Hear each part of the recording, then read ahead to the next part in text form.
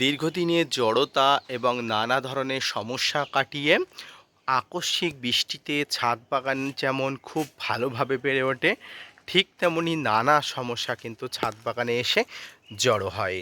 এই সময় আকস্মিক বৃষ্টিতে গাছগুলো যেমন উজ্জীবিত হয়, ঠিক তেমনি ফাঙ্গাস এবং কীট পতঙ্গদের আক্রমণের জন্য উপযুক্ত পরিবেশ তৈরি হয়। Hello friends, welcome to my channel. দেশ এবং দেশের বাইরে থেকে যারা আজকে আমার ভিডিওটি কন্টিনিউ করেছেন, প্রত্যেককেই gardener tips with Kamal YouTube চ্যানেলে স্বাগতম। তো ফ্রেন্ডস, আজকের ভিডিওর আলোচনার বিষয়বস্তু আকস্মিক ঝড় বৃষ্টি, শিলাবৃষ্টি ইত্যাদি হওয়ার পরে আপনার ছাদ বাগানে আপনি কি করে রক্ষা করবেন, কিভাবে আপনি প্রোটেক্টর হিসাবে বিভিন্ন ফাঙ্গিসাইড এবং কীটনাশক ব্যবহার করবেন, কত মানের কীটনাশক এবং ফাঙ্গিসাইড ব্যবহার করবেন। আসুন আজকের ভিডিও থেকে বিস্তারিত একটা ধারণা দিই, আপনি অবশ্যই উপকৃত হবেন।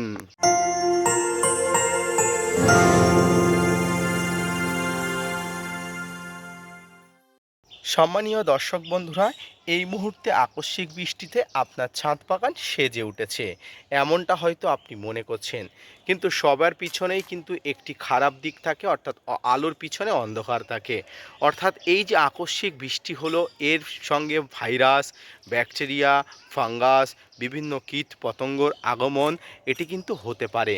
তাই কিন্তু অবশ্যই কিন্তু আপনাকে উপযুক্ত বা পর্যাপ্ত ফাঙ্গিসাইড বা কীটনাশক প্রয়োগ করা উচিত। এই সময় আকস্মিক বৃষ্টি বা হঠাৎ বৃষ্টির ফলে আপনার ছাদ বাগানে যে ধরনের ফাঙ্গিসাইড বা কীটনাশকগুলো প্রয়োগ করবেন সেগুলি হলো সাব, ম্যানসার, Bavistin, Ridomil Gold, Blitox, blue copper, Antracol, Amistar top, Blitox, এই ধরনের ফাঙ্গিসাইডগুলো। তবে আকস্মিক বৃষ্টির ফলে আপনারা যে ফাঙ্গিসাইডটার প্রতি সবচেয়ে বেশি গুরুত্ব দেবেন সেটি হচ্ছে ব্লাইটক্স ও অ্যামিস্টার টপ। এই দুটি ফাঙ্গিসাইড যদি ঘুরিয়ে ফিরিয়ে এক সপ্তাহের মধ্যে দুইবার আপনি প্রয়োগ করতে পারেন, অর্থাৎ একবার আপনি অ্যামিস্টার টপ কম্পোজিশন যেটা আছে সেটা আপনি প্রয়োগ করলেন, তারপরের বার আপনি ব্লাইটক্স প্রয়োগ করলেন, বা আপনি প্রথমেই ব্লাইটক্স প্রয়োগ করলেন তারপরে অ্যামিস্টার টপ প্রয়োগ করলেন, কোনো ধরনের কোনো অসুবিধা নেই।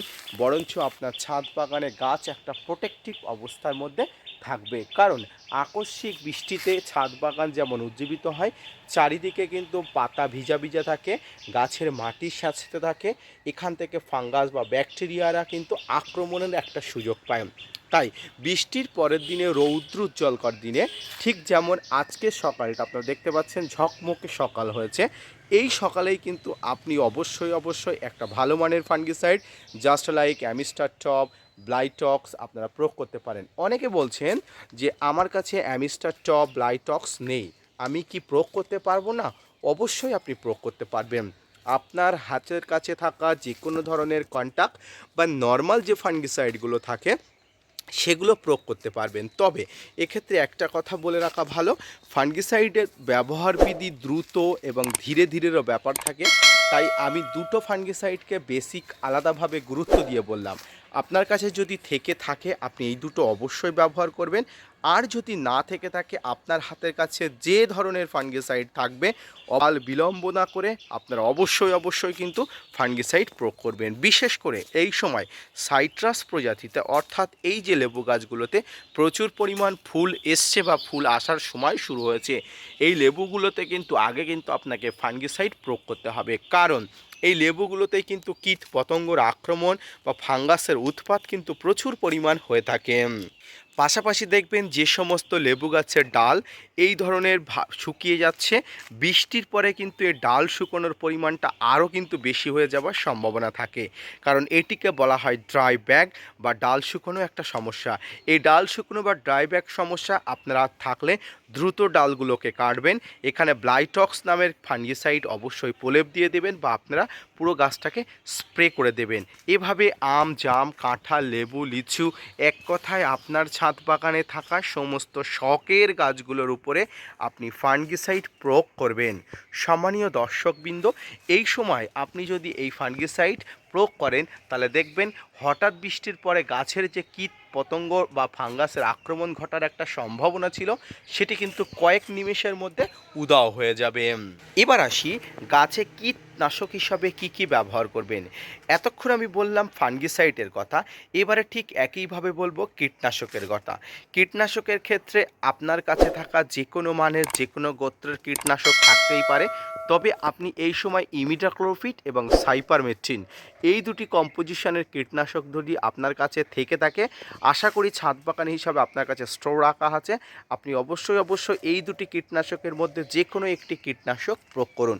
সাইপারমেথ্রিন কীটনাশক হিসাবে প্রোপেক্স সুপার আমাদের খুবই প্রচলিত, আমরা খুবই ব্যবহার করি ছাদ বাগান হিসাবে, এবং ইমিডাক্লোপিড হিসাবে আমরা বিভিন্ন ধরনের যে কীটনাশকগুলো আছে সেই কীটনাশকগুলো প্রয়োগ করি।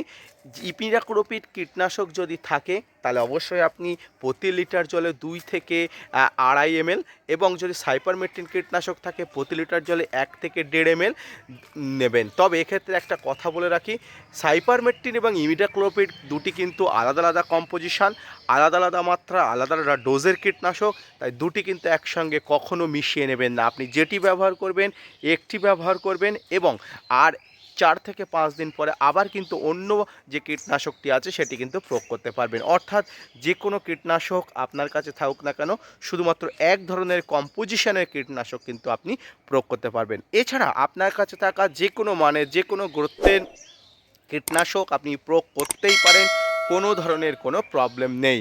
তবে এই সময় এই দুটি কম্পোজিশনের কীটনাশকগুলো যদি আপনার কাছে থেকে থাকে, আমি বলবো শীতের রুক্ষতা শুষ্কতা থেকে হঠাৎ করে বৃষ্টি পাওয়ার পরে আপনার ছাদ বাগানে এই কীটনাশকের মধ্যে যে কোনো একটি কম্পোজিশনের কীটনাশক আপনি প্রয়োগ করুন। সম্মানিত দর্শক, শিলাবৃষ্টির পরে অনেক এলাকাতে প্রচুর পরিমাণ ক্ষতি হয়ে গেছে, তাদেরকে বলবো আপনারা দ্রুত কিন্তু কীটনাশক এবং ফাঙ্গিসাইডের একটা কম্পোজিশন নিয়ে আপনারা অবশ্যই গাছগুলোকে স্প্রে করুন, প্রোটেক্ট অবস্থার মধ্যে রাখুন, দেখবেন গাছগুলো খুব সুস্থ হয়ে উঠছে, ধীরে ধীরে ভালো হয়ে উঠছে এবং স্বাভাবিক হয়ে উঠছে। তো আজকের ভিডিওটি এই পর্যন্ত। সারা পশ্চিমবঙ্গ সহ যে আকস্মিক বৃষ্টি হয়েছে তাতে অনেক ছাদ বাগানে ক্ষয়ক্ষতির সম্মুখীন হয়েছে, সেই ক্ষয়ক্ষতিকে স্বীকার করে নিয়ে আপনার ছাদ বাগানকে নতুনভাবে বাঁচতে শেখান, এবং আবার নতুন করে ছাদ বাগান তৈরি করুন। সঙ্গে কিন্তু একটা প্রোটেক্টিভ বা সুরক্ষা বলয় ছাদ বাগানকে রাখুন। ধন্যবাদ।